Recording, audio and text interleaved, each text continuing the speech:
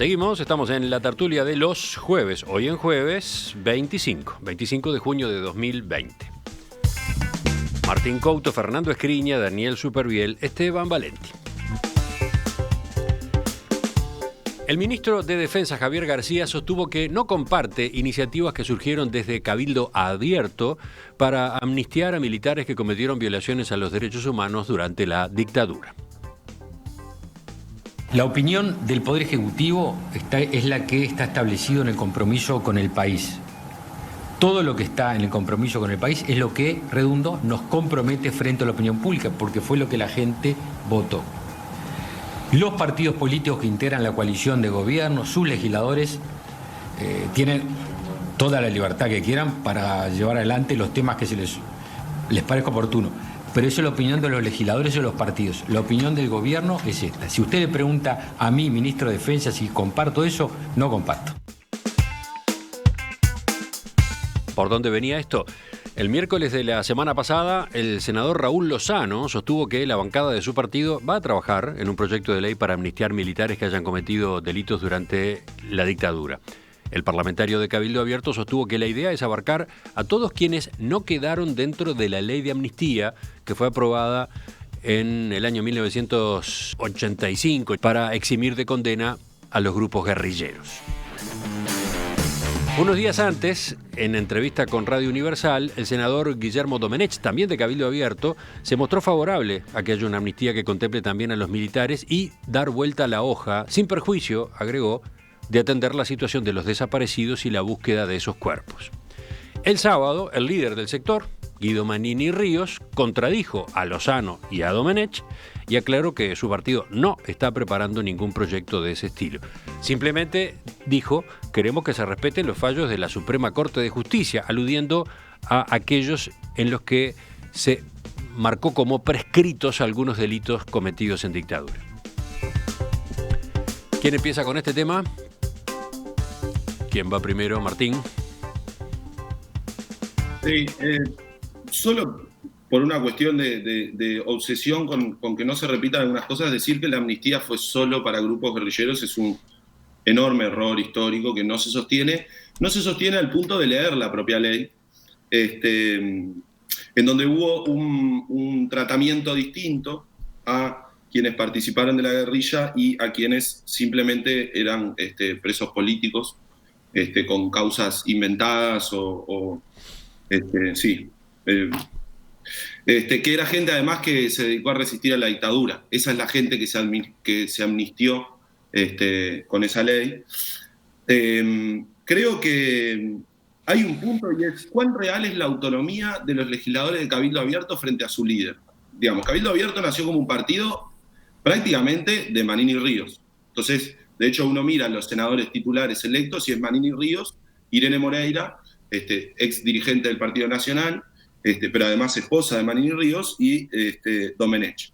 Entonces, ahí la primera pregunta es ¿cuán real es la autonomía? Lo mismo está pasando ahora cuando se discute el desafuero del senador Manini. Él dice, yo quiero que voten afirmativamente mi desafuero, pero sus legisladores, salvo él, por lo menos en el Senado, dicen que no lo van a votar. A mí, permítanme dudar, por ser liviano con la calificación, de esta autonomía. Creo que en realidad es todo un juego de Cabildo Abierto, pensado por Manini Ríos, en donde se van dando distintas señales en función de a qué parte del electorado se le quiere hacer alguna guiñada.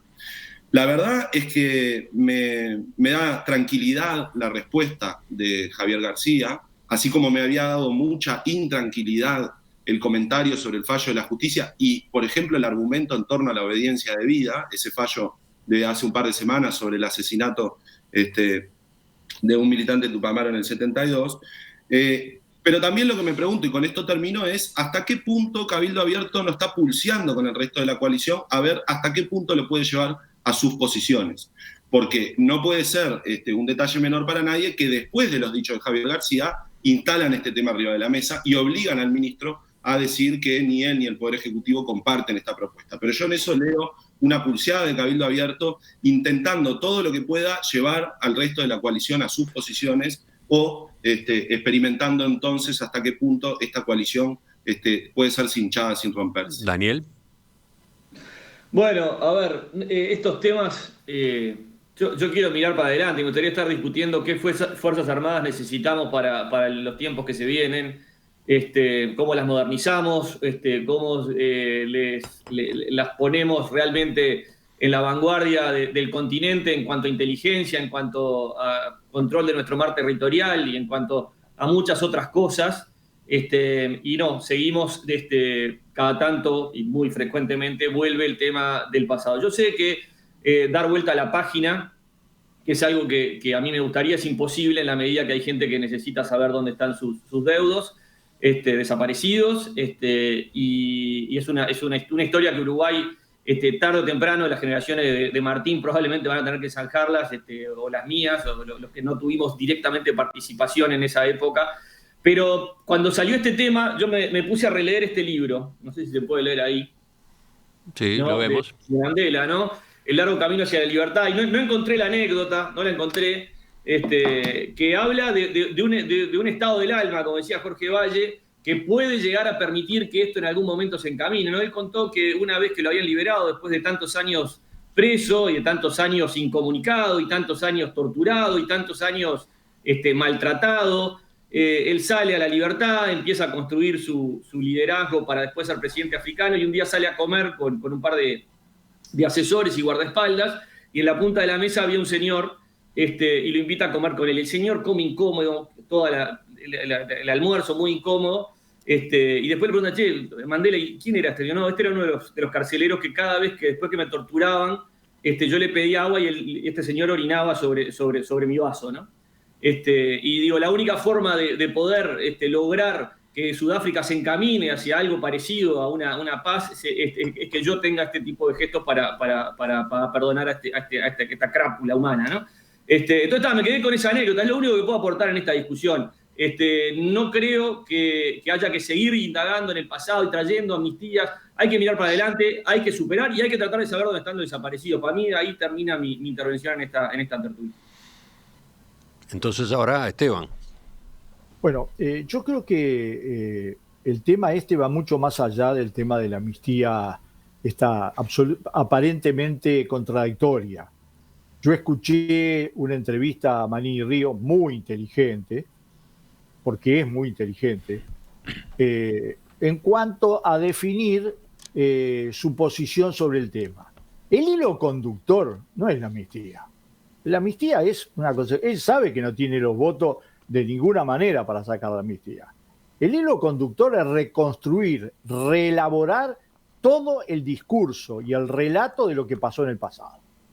Y sobre la base de qué? De criticar a la justicia. Termina diciendo, la justicia uruguaya está haciendo las peores cosas de la historia por haber condenado, y voy a dar algunas cifras. La justicia uruguaya, después de 48 años desde los delitos del 72, frente a 195 desaparecidos y 307 personas que presentaron denuncia por violaciones graves a los delitos humanos, solo condenó al 3%. Al 3%. Así que el relato que hace Manini Ríos es falso. Falso de toda falsedad.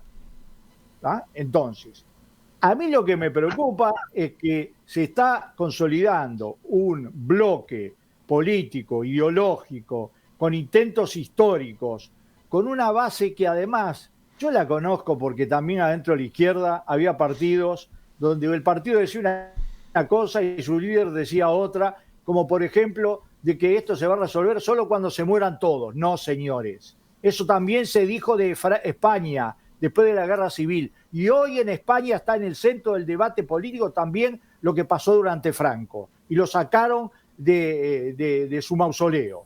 No es una cosa de mirar hacia atrás, es una cosa de que los países tienen la responsabilidad, y los estados en particular, de, además de aplicar la justicia, además de hacer conocer la verdad. Yo miraba diarios del año 86-87, el tema de las torturas, de los desaparecidos, los diarios grandes, no existían en la televisión. Eso ha ido cambiando paulatinamente. Pero yo miro con gran preocupación que este tema parece ser un tema solo del Frente Amplio, que también la deja pasar, porque es otra de las tantas que deja pasar, con Cabildo Abierto. No, señores, este es un problema de todos los partidos democráticos. ¿Tienen dudas? ¿Tienen dudas? Lean el editorial de Nación, de ese órgano de la cooperativa de oficiales de la Fuerza Armada, que en realidad es un manifiesto golpista que no se conocía en el Uruguay desde hace mucho tiempo. Los convoco a que lo lean. Está en internet y se van a dar cuenta que este tema se compone de un fresco de posiciones con prácticas políticas. Cuando me enteré que el integrante de ACE por Cabildo Abierto es un coronel que, al estilo de los viejos comisarios del MPP, en otras circunstancias, pero yo no me olvido de las cosas, es el que digita toda la política de cuadros posibles dentro del ACE, los hospitales, etcétera. Bueno, ¿quieren que le diga una cosa? Yo me preocupo, porque no me gusta gritar nunca más dictadura. Para que nunca más haya dictadura, ese tipo de discurso de la amnistía, de la justicia absolutamente desbordada contra los militares, que es falsa, y de los coroneles manejando los cargos adentro de un ministerio, pues a mí me preocupa. Y me preocupa también el hecho de que la oposición y partidos democráticos, como son la mayoría de los partidos uruguayos, porque eso es lo grande de este país, la inmensa mayoría de los partidos uruguayos son democráticos, incluso excluyeron de sus filas a fuerzas antidemocráticas, lo dejemos pasar como si fuera simplemente una anécdota. No es una anécdota. Fernando. Es un político peligroso. Fernando, vamos contigo. Se nos está terminando el tiempo ya de este tema. Sí, en primer término, comparto las declaraciones del ministro de Defensa.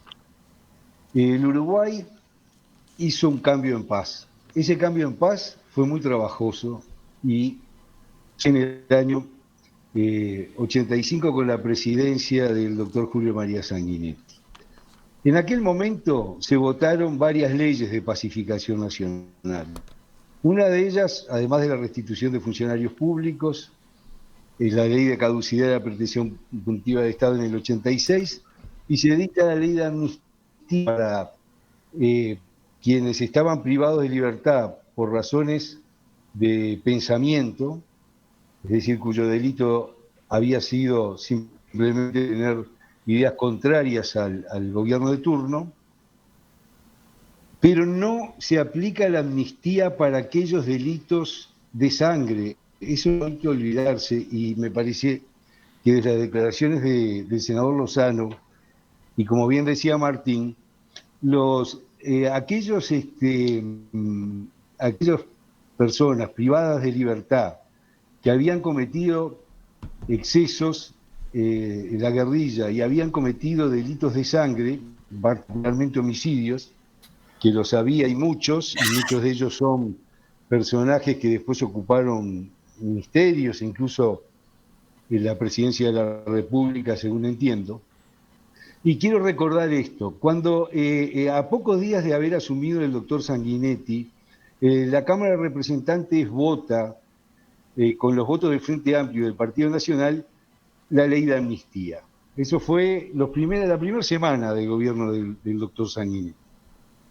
Pasa el proyecto al Senado y allí no se logra el consenso para una votación de esa naturaleza, y se crea una comisión que estuvo integrada por el doctor Gonzalo Aguirre por el Partido Nacional, el doctor Hugo Batalla por el Frente Amplio, y el Partido Colorado designó a la doctora Adela Reta.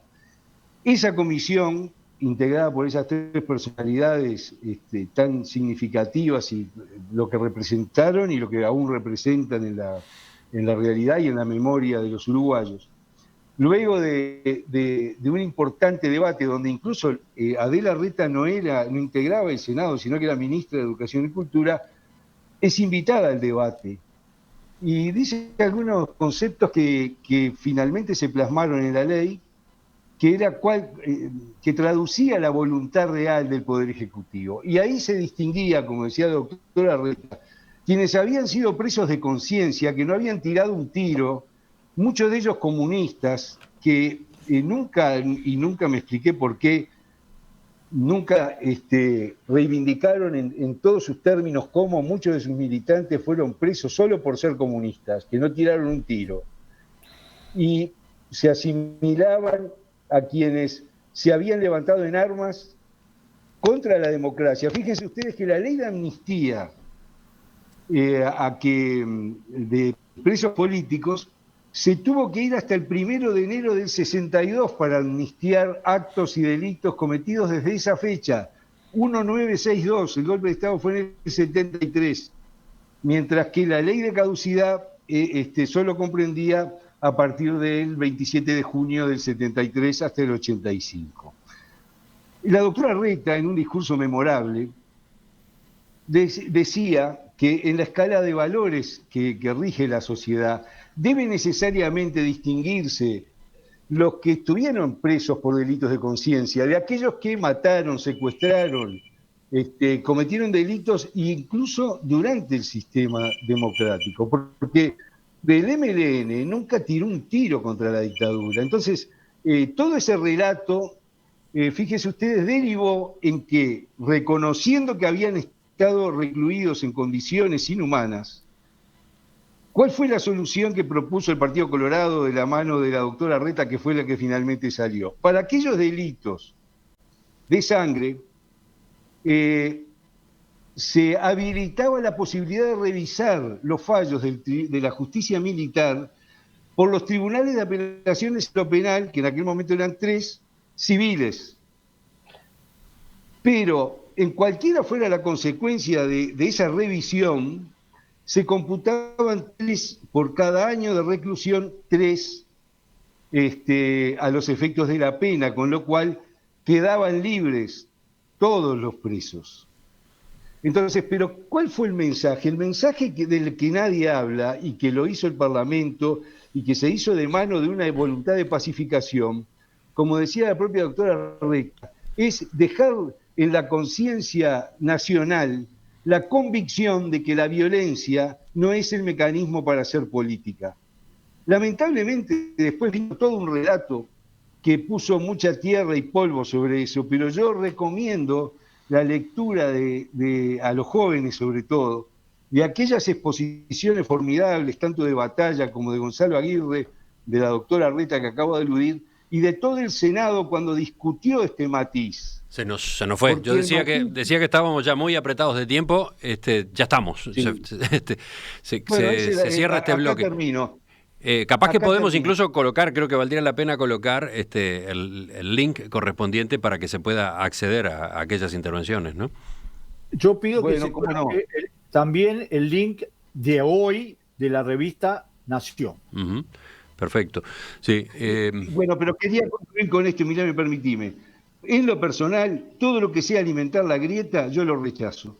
Y esta idea del senador Lozano es para alimentar la grieta. Porque de un lado y del otro tenemos que empezar a mirar las cosas con proyección de futuro. Yo no estoy para colaborar en la grieta. Y las redes sociales, en las que afortunadamente no participo, pero de las que irremediablemente me entero, creo que son pico y pala haciendo una grieta para dividir uruguayos en momentos que vamos a pasar muy, muy complicados después de esta pandemia. Martín, estabas levantando la mano, 30 segundos, 20 segundos, por favor. Sí, 20 segundos. Creo que esto es un retroceso en el debate democrático. En el debate democrático la gente puede plantear sus ideas con total libertad, pero esto es un retroceso. Estar discutiendo una amnistía para militares en el 2020 es un retroceso. Y lo otro es que la comunidad internacional ya ha dicho, ha trabajado, ha concluido cómo se pacifican las sociedades después de periodos de terrorismo de Estado. Y es con memoria, verdad, justicia y lo que se le llama las garantías de no repetición, es decir, el nunca más terrorismo de Estado. No hay mucho para inventar, tenemos que seguir aplicándolo. Completamos la tertulia con otros temas enseguida.